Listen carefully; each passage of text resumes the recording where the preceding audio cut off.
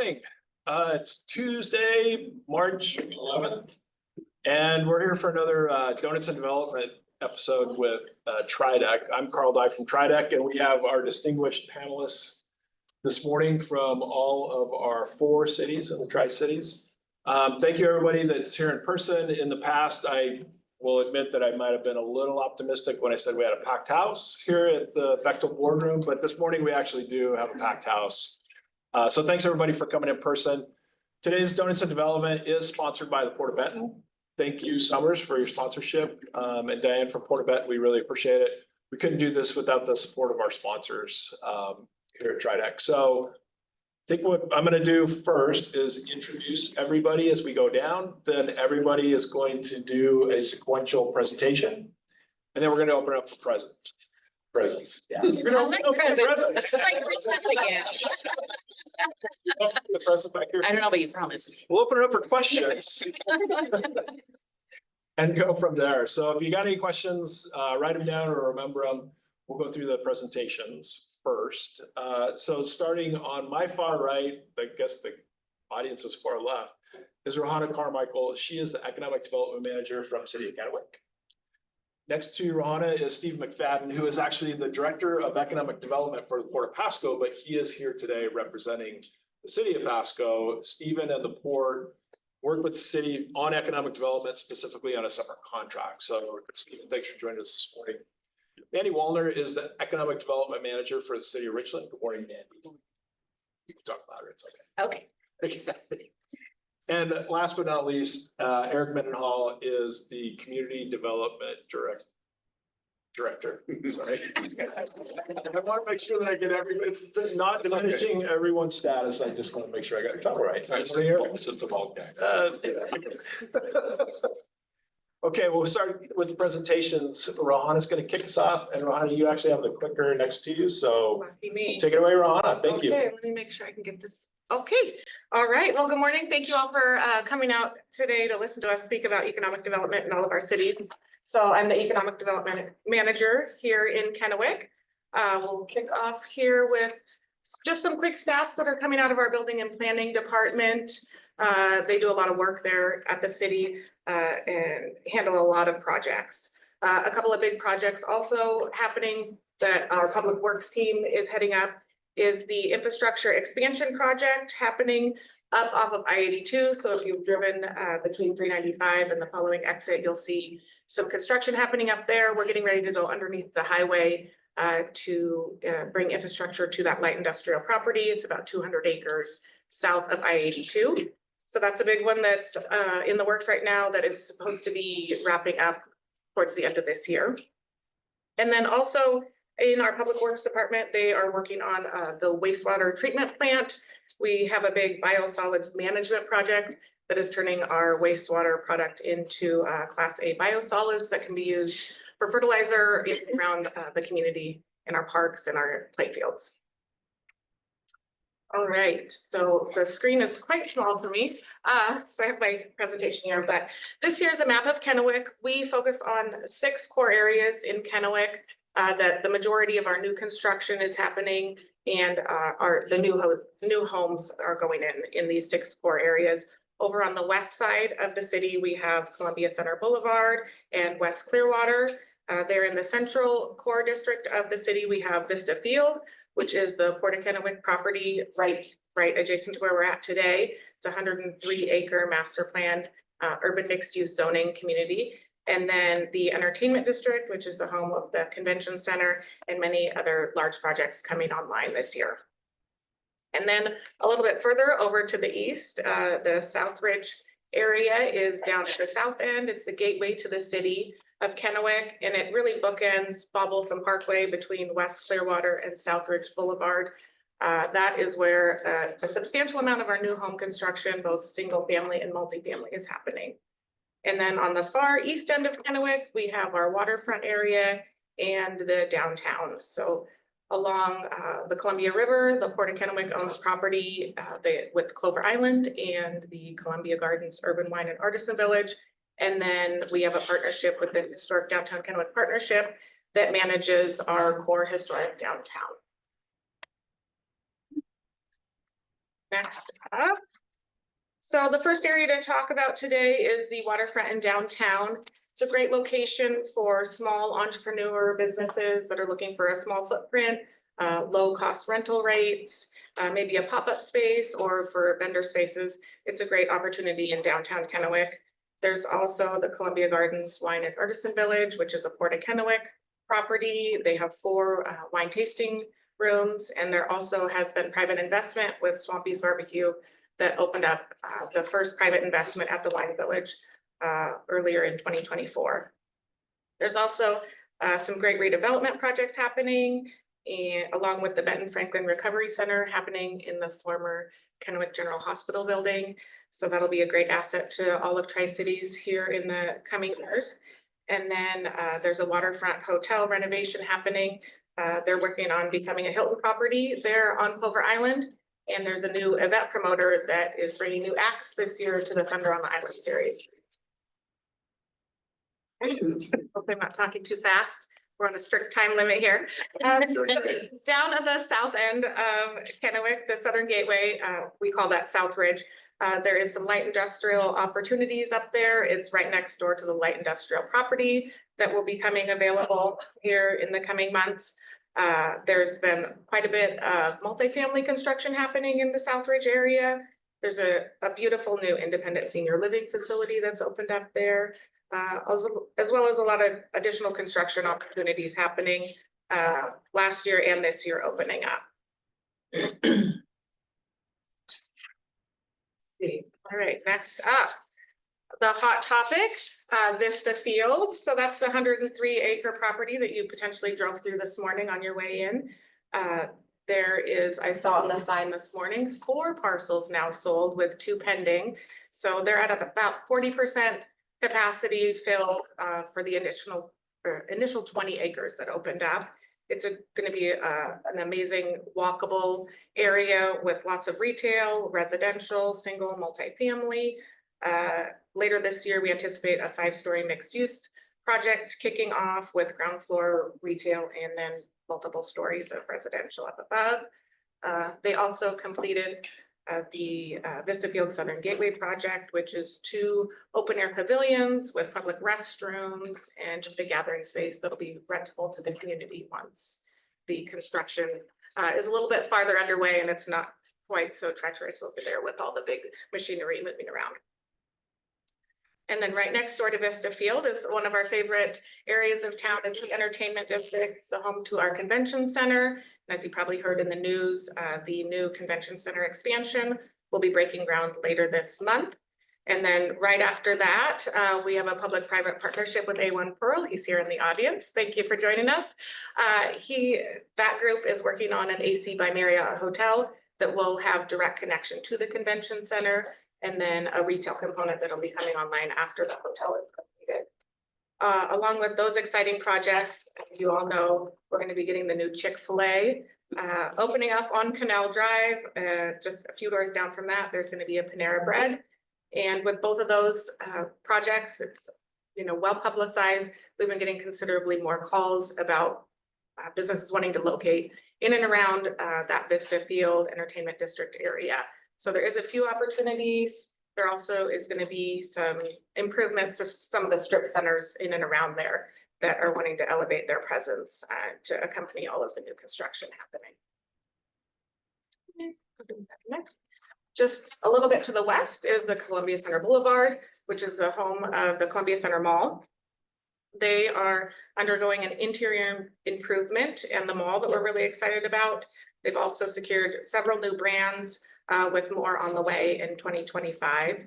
If you went up Columbia Center Boulevard today, you would have noticed that we started a road construction project yesterday, another one. We apologize, but it's really making way to bring more capacity to that road and just improve the connectivity with all of the new construction happening in the entertainment district in Vista Field. Also, if you go a little bit south on Columbia Center Boulevard, you'll see the Resort at Hanson Park project, which is an 18-acre single family, multifamily, commercial residential complex. It has 605 units, opportunities for new commercial. And then just right in front of that on the roadway frontage is the Hanson Park Plaza, which is really, they were really early to the game when they went in several years ago, but they're getting backfilled with some great new brands, and they do have 2 pad sites available at that complex as well. All right, and then last on the list is all of the new construction happening on West Clearwater. We have several new projects happening right on West Clearwater and 10th there. And then on the other side of West Clearwater, they've prepped all the land for quite a few new homes going in, single family, multifamily, with a couple of commercial pad sites still available. There's also HAPO is planning to expand just a mile from their locations at Flash Cube building. They purchased land there on West Clearwater also. All right, and that wraps up my presentation. We're always here to help. If you are wanting to locate or expand in Kennewick, please reach out. We answer a lot of questions out of the Economic Development Office, and we don't always have the answers, but we'll help get you to the right answers if you want to develop in Kennewick. Thank you. Thanks, Rohana. Yeah. Next up, Steve McFadden from the Port of Pasco, today representing the city of Pasco. So just to address that, for more than a decade, the Port of Pasco and the city of Pasco have had an interlocal agreement where the port comes alongside and provides economic development support as needed. The city of Pasco is doing some staffing transitions currently, and one of the positions they're working to fill is the new community economic development director. So the port's been a little more involved, and I'm happy to be here to speak on behalf of the city of Pasco and a lot of the great work that they're currently doing. These are the 4 topic areas that I'll briefly run through. When we get down to number 4, we're going to talk about sort of the laundry list of things that you can't fit in a short 10-minute presentation. But we're going to talk about some of the really big things to start out. So the processed water reuse facility is just completing an innovative expansion. But this is an innovative facility that for 25 years has helped the community serve its #1 industrial cluster, and that's food processing. And this is a living example of ag industrial symbiosis before it was cool. Our food processors in Pasco generate processed water, processed wastewater. It's different than sanitary sewer water, and it lends itself to a different treatment process. 25 years ago, in partnership with the port, as we were bringing new food processors, the city went forward and developed this specialized treatment facility. And the only wastewater that moves into that plant is that which is generated by food processors. And as that project moved along, what they were able to do is begin to use that processed water to provide land application that then in turn generated feedstock crops for livestock. So you're finding a way to reuse that wastewater. By 2019, the capacity of that facility was already at capacity. And one of the things that they were learning is that the volume of nitrogen still held in the water was stronger than the volume that the Department of Ecology wanted when you're land applying for agricultural purposes. So since that time, the city's been very, very diligent about looking for new solutions. And what happened is they found a partner in Burnham Renewable Natural Gas, and they've advanced over the last couple of years to a $130 million expansion project in a public-private partnership. And what is occurring is later this month, they're going to do the grand opening celebration for the new facility, which includes a renewable natural gas capture element.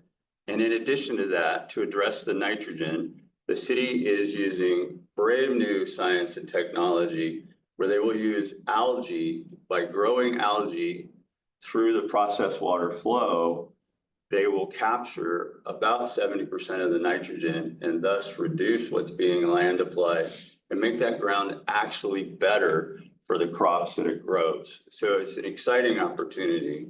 And just a little port plug here.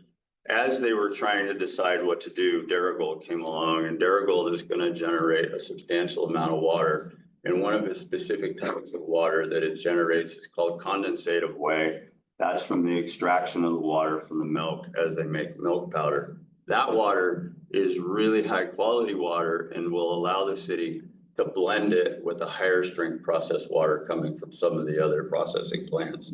So the result, $130 million expansion that improves the treatment process, reduces nitrogen using algae, which will also be an added value ag product, could be fertilizer, could be feedstock, and then captures the renewable natural gas through Burnham's anaerobic digestion system.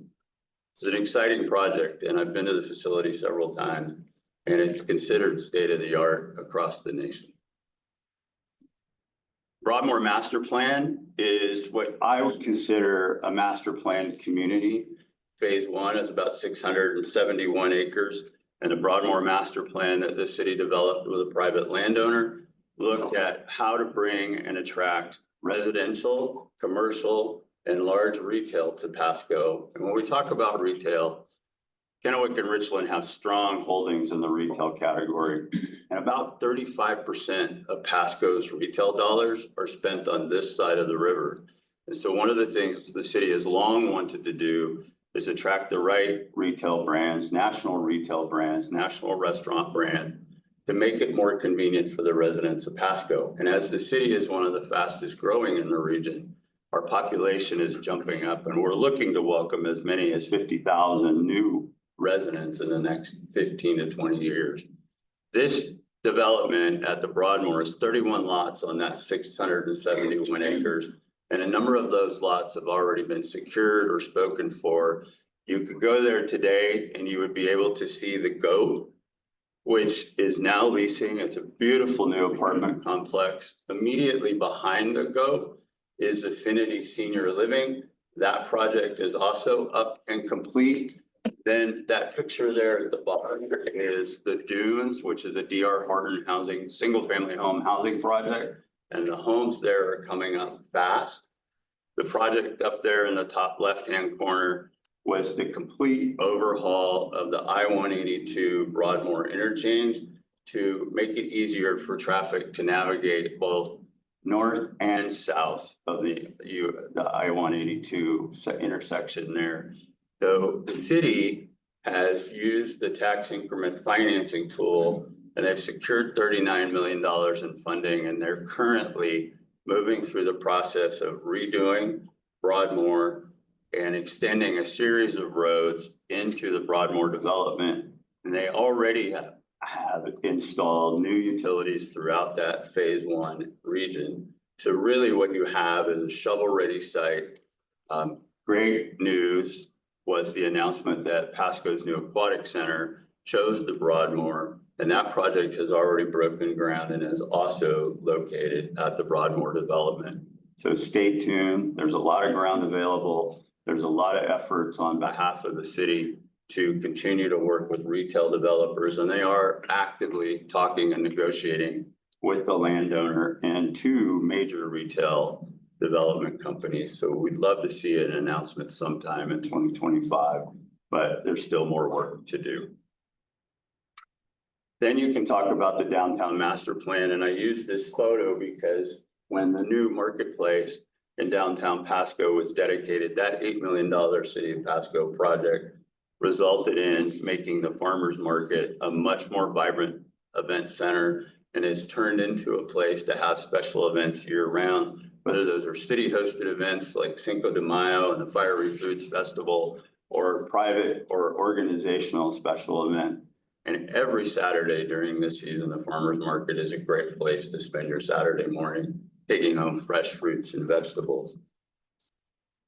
The other piece is that the downtown master plan was so well done between the city and its consultants that it earned itself an American Planning Association award, which was the first that the city of Pasco had ever secured. Some of the other great things that are happening there is the city has recently modified its rules with regard to food trucks and mobile vendors. That rule change has created more locations throughout the city of Pasco where those mobile food trucks and vendors can set up and serve for a day or serve for a few days and then move on to a new location. And the core focus of that was in downtown Pasco to create identified parking spaces along the downtown Pasco region where a food truck is welcome to set up. And they have a process, a much easier permitting process for that to happen for food entrepreneurs. And if you think about the Pasco Specialty Kitchen, which has long been a city's food entrepreneur location, a business incubator, if you will, this is just one more step in supporting food entrepreneurs and artists and food makers. The other thing that's happening in downtown Pasco is you're starting to see entrepreneurs take buildings that really need some love, they need to be redeveloped, and they are putting their own blood, sweat, and tears into those projects and then bringing us brand new businesses.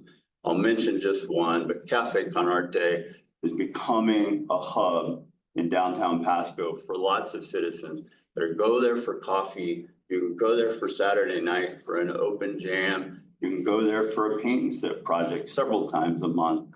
And what's great about all of that is you're bringing some additional vibrancy to downtown Pasco. The city is also investing in that. They purchased the UniWest building, which is on the same block as the Pasco Specialty Kitchen. And they are working on a plan to how to redevelop and put that building to work in support of the Pasco Specialty Kitchen and the community. They also, if you recall, purchased the Thunderbird Motel. They demolished the Thunderbird Motel and they've since gravelled it. They currently use it as special parking spaces in support of the farmers market and special events that occur in downtown Pasco. You see a lot of movement in downtown Pasco. And I think that as time goes on, we're going to see that entire master plan rolled out. There's 35 to 40 action items that were identified in the master plan. And the city is really committed to keeping this plan active and not sitting on a shelf and accomplishing that list.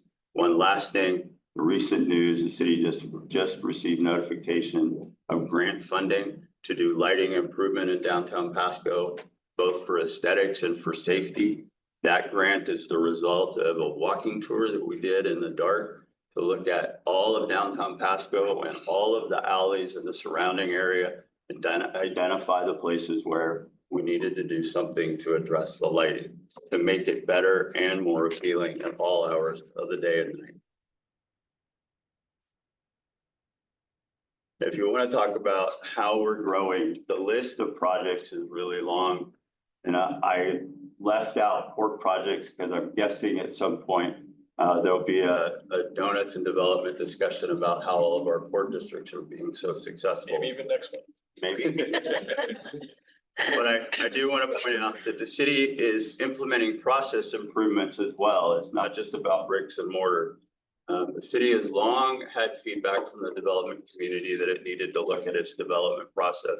So it currently has a consultant on staff, and they've been working over the last year to develop solutions to updating the development process to ensure predictable costs and predictable timelines for development for all types of developers that come to the city of Pasco.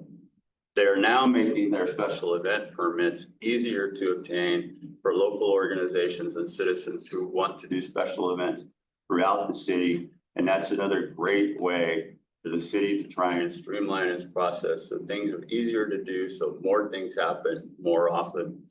And then we're having a long, hard talk about the targeted urban area program, which the city of Richland has piloted, has really jumped out of the parachute on behalf of all municipalities.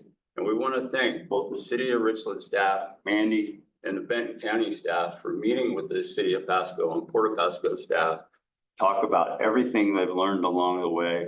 And that targeted urban area law will allow us, if we choose to advance it, to provide an incentive for the right kinds of industrial manufacturing development project that could lead to a property tax exemption for a temporary period of time to allow a manufacturer to develop here instead of in another state in the nation that has a much better incentive package. Because if you do industrial development, the one thing you know is that there are not a lot of incentives in Washington state because they're restricted by the state's constitution.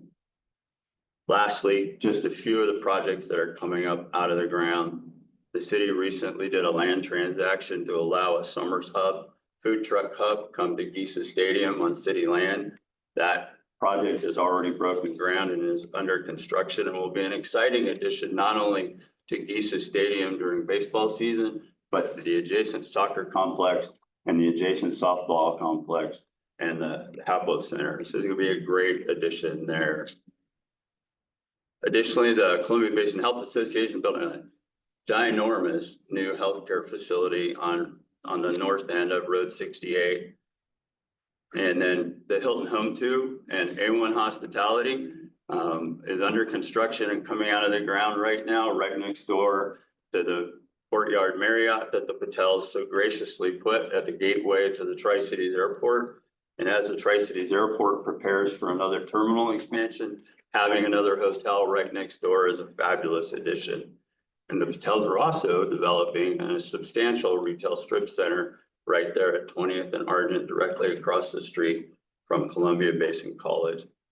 And let's not forget, when you talk about all the things that happen in Pasco and all the opportunities, the Pasco Sporting Complex, the soccer facilities are booming, and they are bringing many sports-oriented visitors to the Tri-City, and that's a win for all of us. That's my quick and dirty assessment of what we've been up to. I will say this photograph, if you're an Amazon shopper, this photograph is the interior of the last mile delivery center that was opened in December and recently dedicated that Amazon's using to provide same day or next day delivery of Amazon purchases here in the Tri-Cities region and a portion of Eastern Washington.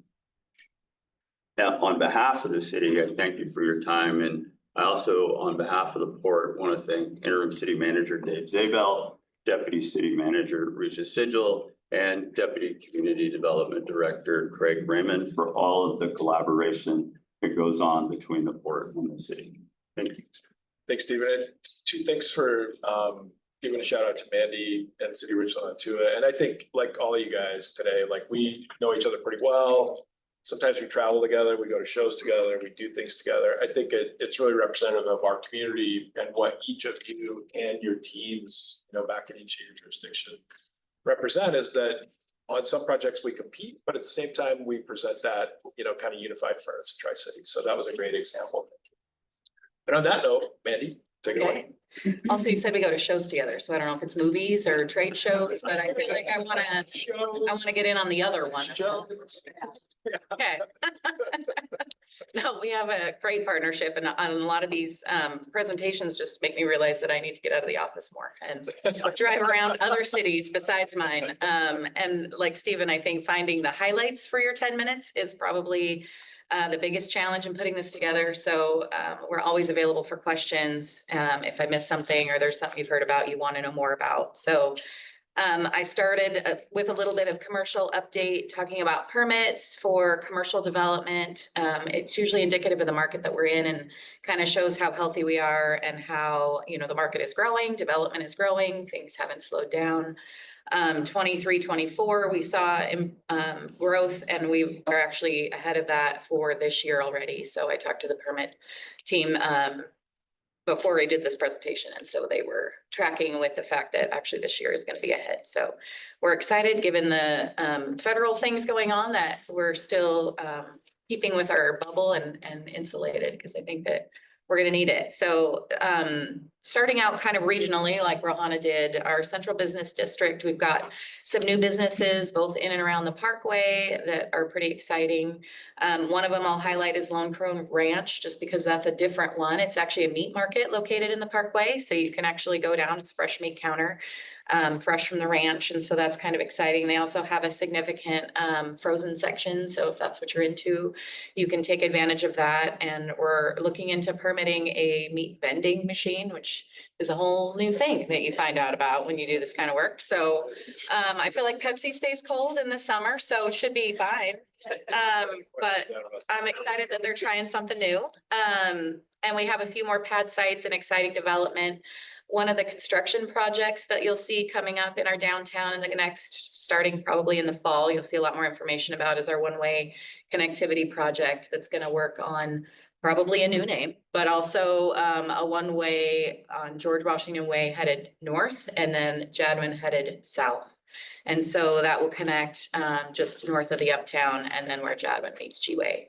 And before everybody gets upset, just think about being totally inconvenienced and then remember it works in Spokane. So we're gonna do that and we're gonna do it well. So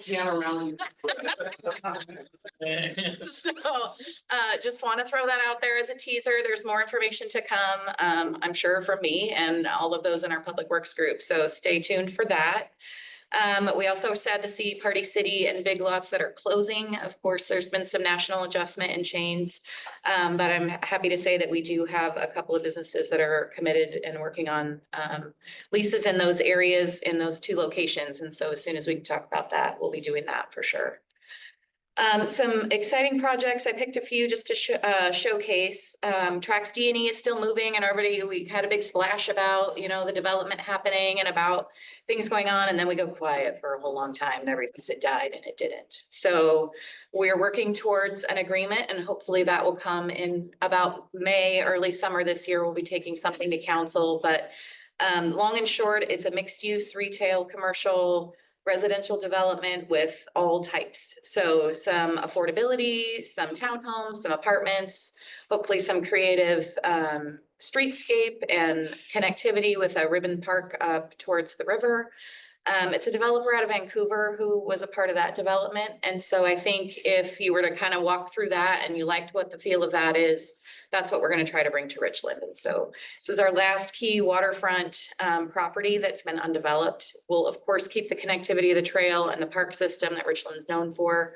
But I think this is going to be important for us. And I think council as well as staff knows the importance of that last piece and we want to do it right. So there'll be a lot of community engagement and ways for the community to take part. We do really original things in Richland. So Queens Gate area, named after the road that goes through the Queens Gate area.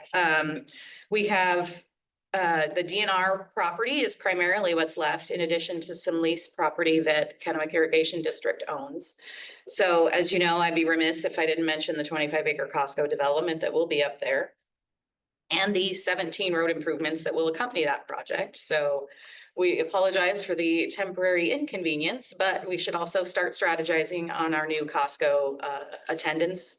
I was at a Leadership Tri-Cities luncheon on Friday, and that was their introduction was, you know, your name and how long you've been in Leadership Tri-Cities and what is your Costco strategy at present? Because the one that we currently have is so busy, and I actually learned a lot and I can't give away the secrets. It was a small group. So this is going to open up new strategies for everybody. So I'm happy to say that, and we'll have another outlet for pies because we are the #1 pie location. So more pies.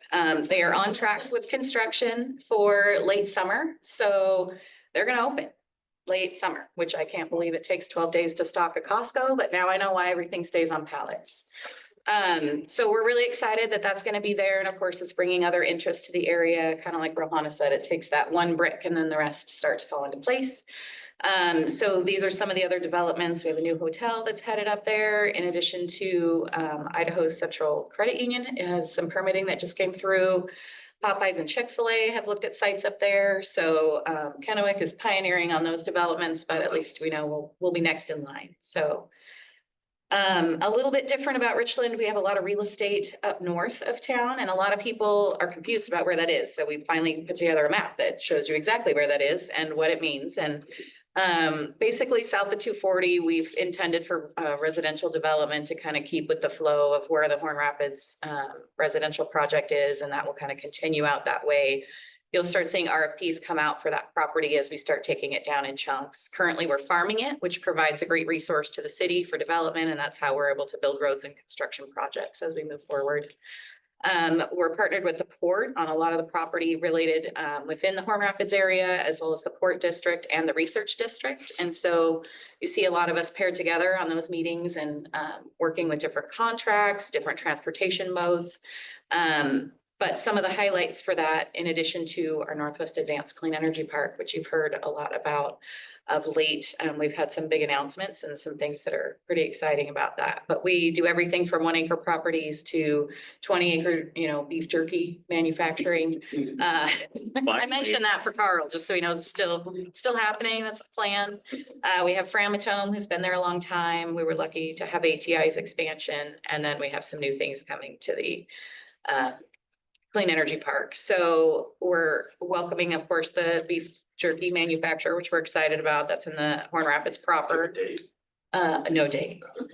No date. We're gonna work on that. Easy, Carl. We'll get you some Yeah, snacks. right. We're gonna need snacks, more protein than More donuts, snacks. I think, yeah. So ATI, we were excited. They are doing $111 million expansion, essentially doubling their facility that they started work on last year. They were the first and kind of the precipice for us to start up the targeted urban area. And since Stephen did a great job talking about it, I will skip that part. But they were the first, and it was exciting to see. It's titanium refining. And I just think their beam technology that they use to melt down titanium is fascinating. So if you have time, check that out. It's in our backyard. It's been here for 25 years. So they're obviously making an investment for 25 more, and we're excited about it. This was all of us out at their announcement. And so we got to tour the facility. We came out in numbers to support the project. So we were excited about it. And then Framatome is also making a significant investment in an expansion in that area as well. They own a crop circle property next to their facility, and they're doing a $333 million project that will advance some new technologies in trisofuel and some other technologies associated with fuel pellets. So a lot of those projects you'll hear about, and again, it's an NRC certification type thing, so it takes a lot of years. So it's my job to help us all remember that those jobs are coming. I didn't just talk about it and promise. So that's happening. We're supporting Porta Benton's Atlas Agro project. That's a green fertilizer company, also coming to the Northwest Advanced Clean Energy Park, and I'll save that for Summer's presentation in the near future when that's coming. And then we were able to secure option agreement with Washington Energy earlier this year for a uranium refinement company on 425 acres. So it'll be 200 acres of primary development by them, and then about another 200 acres of supply chain clean energy affiliated projects. And so we know that their project is going to bring several hundred jobs.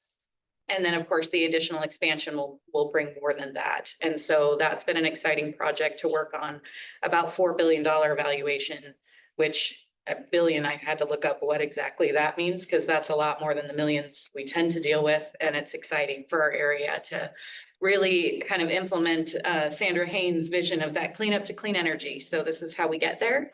Is some of these technologies that build on each other and our current workforce to be able to keep our jobs in Richland, in Tri-Cities. And so those are some of the exciting things that we have going on. And then I'd be remiss if I didn't talk a little bit about some of the business programs that we offer. On the retention side of the house, we tend to talk a lot about recruitment because it's flashy and exciting, but I think retaining the businesses that we have in our city is just as important, if not more important, because those are our bread and butter, and those are the people you see at the store every day. And so we offer a commercial facade improvement program, and this is a list of the awardees from 24. But that's a one-year rolling program where you can apply. The city will match up to $20,000 of commercial facade improvement for a business. And $20,000 on a $40,000 project is a significant investment for both us and some of these small businesses. And so it just shows really how much we believe in our small businesses and kind of that revitalization that all cities need, right? You see a lot of it in our downtown, but it is throughout the city, so you can use it anywhere. We have our business license reserve fund. We do offer e-newsletters to our businesses, and then the passport program, which I don't know that we talk a lot about, but it's kind of a fun promotion program. So you scan the QR code and it has a list of businesses and promotions that they're offering all the time. And so any business can sign up. It's free. We do it through our website, and then they can leave it on there. They can change it out. It's pretty easy. We run it through our office. And so as they're in it longer, they have plings on their door. So you don't have to carry this QR code around or fumble around and wonder where the heck it is. It's also housed on my website if ever you're looking for it, Richland Passport. And so it's just kind of a fun way to help us promote our businesses more than just Small Business Saturday. And then we also help support both chambers and their ribbon cuttings to welcome those new businesses to Richland. And so with that, I will move on to West Richland and be available for questions either via email or in the room later. I'll stick around. So always happy to help. Thanks, Mandy. Yeah. All right, thanks. So West Richland was incorporated in 1955, which I think was before Richland became a city. It's so weird. It was just so set aside. Heat it up for me, man. I had to though. That's, I went first. So we claim that we're one of the original Tri-City cities. We are one of the bedroom communities really of the Tri-Cities, and for decades it has shown, we were just residential. But over the last 5 years, we've seen a lot of changes. So I want to talk about that and what's gone on here. We're going to talk about all the different growth and development and the future plans that we have here in the city, and these are some of the topics we'll discuss. Multifamily, or the missing middle. Here's our development growth patterns over the last 6 years. To date this year, we haven't seen any multifamily, but we do have a lot on the horizon, and I'll talk about that. So I'll also show some of the planned projects that are coming up. But you can see that we're starting to see quite the ramp up of multifamily housing in West Richland. Single family, it really is kind of an accordion for us. As you know, we had 21, 22 where single family just blew up, and then everything just fell apart and slowed down. We still have quite a bit of single family development opportunity going on in the city of West Richland. We have a blessing and a curse in West Richland. We have most of the property are owned by 2 property owners. And so it's at their pace that we go a lot of times. One of the properties that was taken down just before I came on in 2020 is the Heights at Red Mountain. That's only one builder.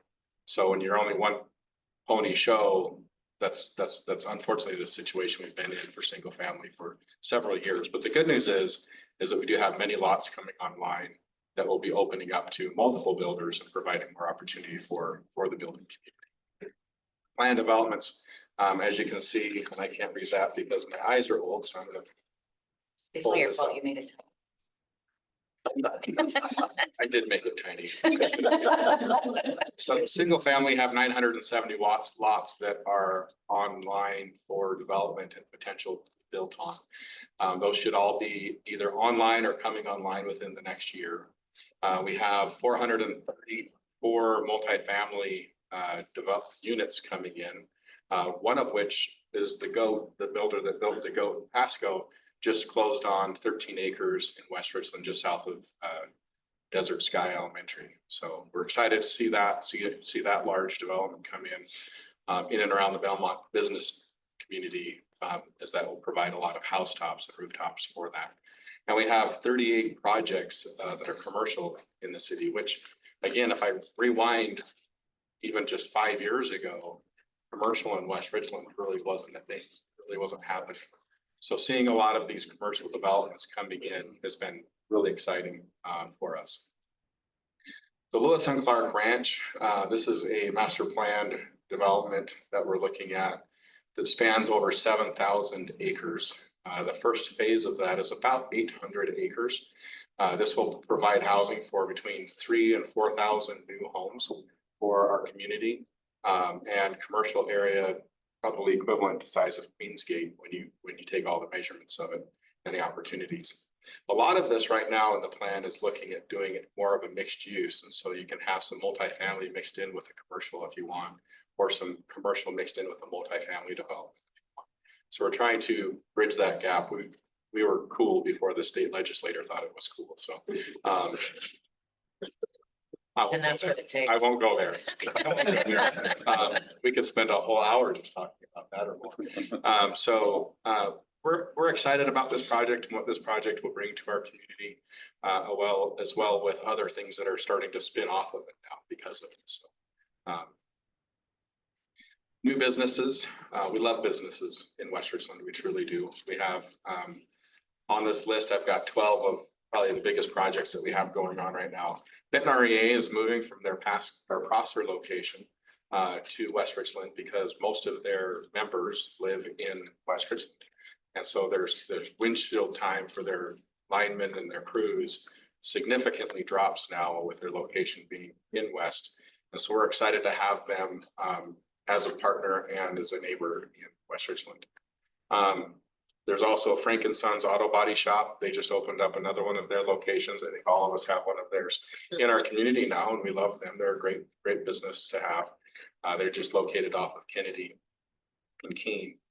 Cadlick, they have their medical office building or mob that's on Keene right now. They have that vacant land right next to them to the west. They're gonna be working on, they have plans in currently that they're working on to build another medical office building there next door to it. So we're happy to have Cadlick in our community and providing services for our citizens. Dutch Brothers just opened up, which I've been bragging about for quite some time to these folks, I'm sure, and they're gonna be happy that this will probably be the last time I brag about them, but they just opened up their shop in West Richland in the Belmont Business District. They also are leasing one of their tenant spaces next door to them to Ms. Tamale. So we're gonna have some great breakfast burritos and tacos for lunch and dinner. So we're excited to have that business in our community. City Council just approved a purchase and sale agreement just last month with La Bella Vita to locate in our Belmont Business District as well. So we're excited to have them. They're currently in the Franklin on GWA. So there's going to be a second location for them. So we're excited to have another restaurant. Our community members and the surveys that we put out ask for more restaurants from the city. So we're doing what we can as a city to help with that. Conservation District just purchased some land last year from us, and they're working on developing and building a new headquarters for themselves across the street from our city building. Aki Sushi, they just purchased tenant space or leased tenant space in the Paradise and Bombing Range Business District. So we're excited to have them come in. I know that there's a lot of people that are excited to see something other than a pizza shop in West Richland, as we have probably 5 of those. So it'll be good to have a variety of restaurants in our community. And then Columbia Basin Hearing, they're going to be going right next door to the in the Paradise and Bombing Range area. We have a couple of daycares actually opening up. One was on the Bombing Range, right next to, across the street from the Bombing Range Sports Complex, next to the other daycare facility. And we have another facility that's in a residential neighborhood, so it'll be a little smaller. And then Lamar Business Mall is on Van Giesen, down next to where the Chicken Shack used to be. And so we're excited to have Lamar's working on that project and bringing that to our community. And I haven't heard exactly what's going in there yet. We usually find out when a tenant improvement permit comes in. And usually it's kind of interesting. We get a sign permit first. Yeah. The sign guys are like, they're on it. They want Yep. their sign up. So I haven't seen anything quite yet. Maybe Keith knows a little bit more on the inside track there, but I haven't heard anything. But they've got 3 or 4 suites there that are available.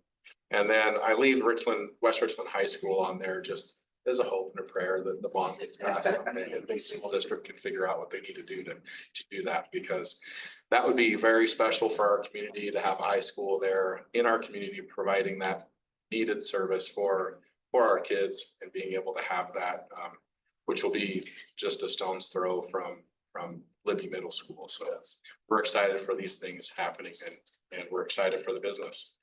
And before I end on the businesses, one of the cool things about West Richland is we have this event center or racetrack out off of Van Giesen. And I know the mayor would probably rebuke me if I didn't talk about it because it's such a passion for him. But it's really been a cool experience for our community to have that there, and the races that they bring and the amount of people that they bring out to those events and being able to see that. And so it's been a cool experience, a lot of fun. And, you know, sometimes you get lucky and you get to go on a side-by-side ride with the mayor in the race car around the track and do, you know, a couple of hot laps. So it's a lot of fun. And I threw a transportation project in here. I know that others have as well, because these are important as you look at economic development.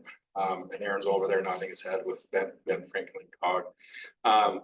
Transportation projects really pave the way, pun intended, for economic development, right? And we have a huge project that's that we've been working on. And I have to give a lot of credit to our city staff on this, because this project runs from the post office on Van Giesen all the way out to Antinori Road. And it's going to provide a 3-lane road. So you're going from a rural county road effectively to a 3-lane road, sidewalk, curb gutter, both sides, and a trail that will go that whole entire distance. And connect to the Keene corridor road as well. So when you look at the projects like that, and you see that all of the frontage improvements are done for those properties all along that corridor, that's a significant savings for all of those properties. And it cuts those costs down quite substantially. And so we're excited for this project. Roscoe, our Public Works Director, and his team have done a phenomenal job of keeping this project alive, as we feel like WashDOT's tried to kill it every time that they can. And now DNR is even trying to get in the way and providing some obstacles for us. So I'm throwing them under the bus happily because they are difficult to work with. But then when it shouldn't be for a project of this size and magnitude and what it can do for our community. So we're excited to see it. We're supposed to be breaking ground here. I think even this summer. So we're excited for that. And with that. All right. Thanks, Eric, for rounding us out. Question and answer time. If you're watching us online, you can, if you're on social media, you can put your question in the comment. Do our best to get back to you. And then anybody here in the crowded Bechtel boardroom that has any questions, fire off. I might start us off. And I think that each of you did a really good job of showing kind of the width and breadth of each city, and then, you know, accumulating as the Tri-Cities, all the projects that are going on, from industrial development to retail to food service, and even some of the incubator stuff for small businesses. But I don't even remember where it was, but somebody told me we're undersubscribed for restaurants. Like, there is so much demand for restaurants. And I think this year when we go to the ICSC, which is the shopping center retail show in Las Vegas, that would be, you know, put some data around that would be really good for our developers. But do you have any examples of that? And I think, Rohana, I heard you talk about it a little bit, and Mandy, you did too, with Costco and kind of the convention center area, that once kind of like a anchor tenant gets developed or announced, then all of a sudden you start to hear sort of the service industry opportunities pop up. Is that any good examples of that? Or, I mean, I know everybody, I heard 2 Chick-fil-A's, it's obviously on our list, but do you think we have a shot at getting more restaurants? I mean, I know, like, the few times that I go out to eat on a weekend or something, like, there's a line out the door of so many restaurants. It seems like there's demand, but then, you know, how do you balance that? Because obviously a lot of turnover in the restaurant industry and stuff like too. I think I could jump in real Yeah. quick and then toss to Rohana. I Yeah. think one of those, you definitely are gonna see it, but there's those 2 corridors, obviously. A lot of those national chains are really particular about their traffic counts, and a lot of, you know, they want to be on a corner and it has to be, you know, this kind of an intersection. And so once you really drill down, there's, you know, 2 places in all of the Tri-Cities, and they're just gonna wait for that to change over. And so that's interesting. And then you'll see a lot of the like local mom and pops that do infill and are more willing to be flexible. But then of course they struggle a little because everybody's got to figure out, well, is it good? Like, what do we think? And have you heard about it? Yeah.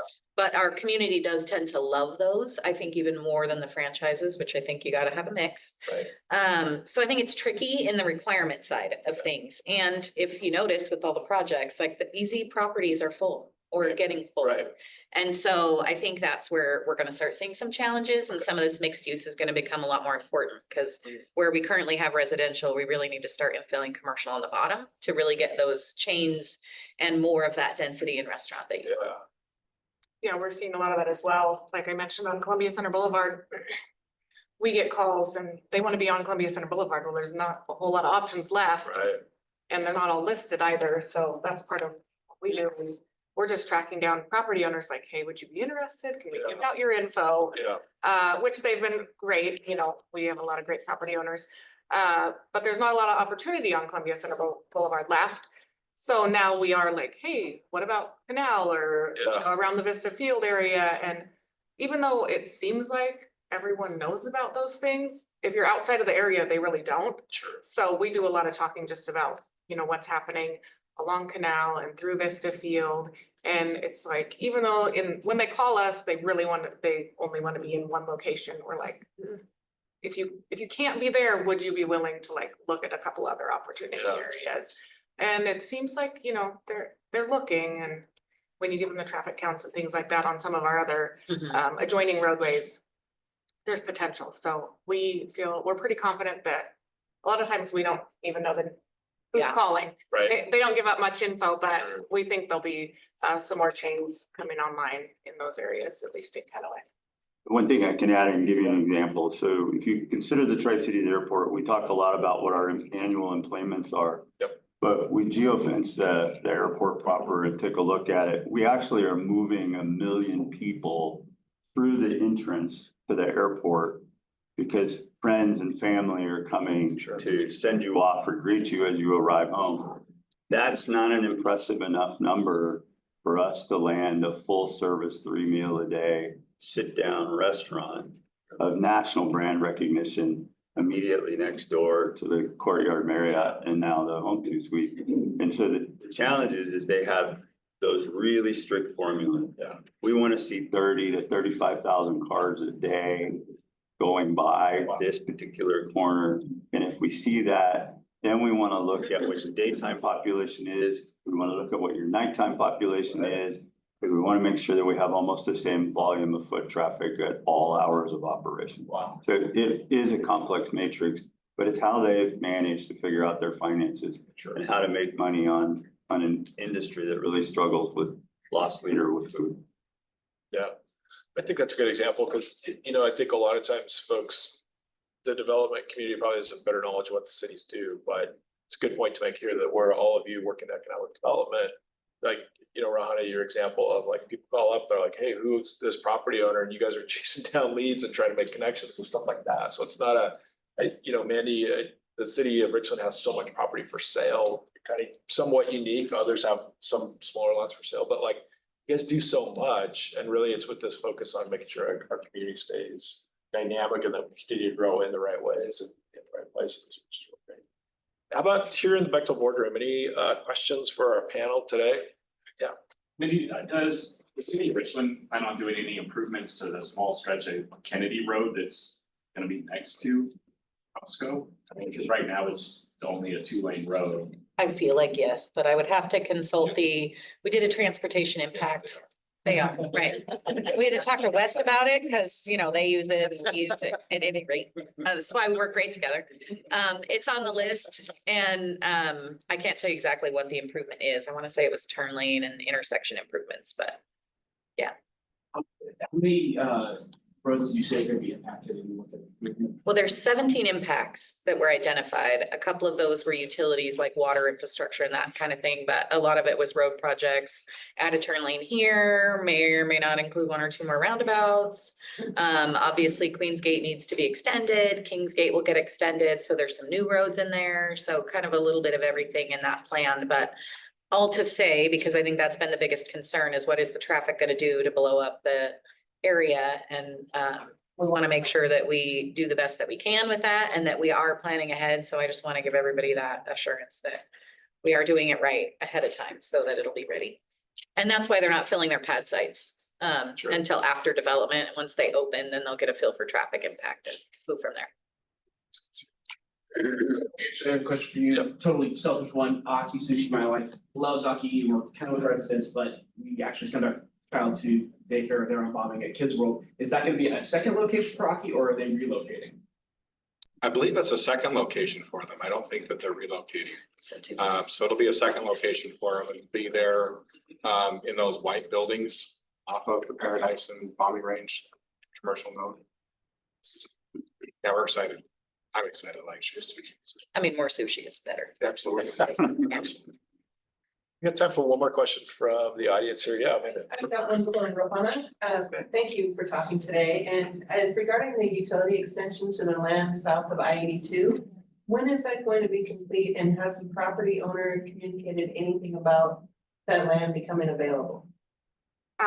Yes, and so the project is slated to be completed towards the end of the year, end of summer timeframe, pending any, we're going through basalt underneath the freeway, so we're just hoping, there's been a lot of pre-planning that went in, but fingers crossed that all that goes through well. And yes, we have meetings quite often with the property owner. He's on board with developing that land. And we do submit projects quite frequently through TriDeck for that 200 acres up there. So the city is very on board. We want to get that, turned into some light industrial projects, because unlike some of our neighboring cities that have tons of large industrial projects, the city of Kennewick really doesn't have any huge projects going on like that. So we're excited for the opportunity to develop those, that 200 acres up there. Fantastic, thank you. Great question. And we do have another series that's just getting ready to kick off. We're working on the wrap, but driving development. So we'll come out, we'll get in the car together, we'll have a little interview and we'll go see sites. So I'm putting that on my list, Rohana, when they start going under the freeway, that would be great to show people. Well, they've broken ground, so that it's in the works right now. That's awesome. Okay, so I'll follow up with you. So we're at time. If everybody just wants to make a short closing remark, we'll start with Eric going that way. But thanks everybody for being here. Thanks for Porter Benton for sponsoring us today with Donuts and Development. Thank you, Carl, for having us too. I mean, it's great to be here. I love coming to these and being able to share what's going on in our community so that people can know what's truly happening. And I think this helps feed that desire that the community has to know what's going on in my backyard. So this is a great opportunity. So I thank you. And I think I'll thank TriDeck, of course, as well, and just say that I think, because of the outcry, if we should do more of these, I think that we could do another 10 minutes, each of us, on something else that we got going on. So Definitely. I appreciate the opportunity to get some of our projects in front of you, and there's always things moving and shaking. So as things change, reach out. Our website, we get news, so connect with us on e-notify so the news comes to you. And then we're out and around, so check us out. Thanks, man. Yeah, and I want to say thank you for the opportunity. I also want to say thank you to all my partners right here. Truly, economic development and all the facets that it is, they don't happen without it being collaborative, without it being a team sport. And that's whether you're building a road to improve traffic, or landing an industrial park, or helping a small business get a small micro loan to continue to grow their business. And what I see in the Tri-Cities is a great team and a great collaboration. I'm super happy to be a part of it and thankful to TriDeck for being a convener.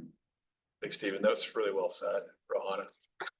It's pretty much all been said, but thanks to the TriDeck team for having us out. We work with TriDeck all the time, and your team is great to work with. So we appreciate that, and all our partners that we have throughout all the cities, and as well as we work really closely with the Port of Kennewick and our downtown Kennewick partnership, and all of the investment. We just really appreciate all the investment that private individuals make in our communities all throughout all the cities. So thank you for having us today.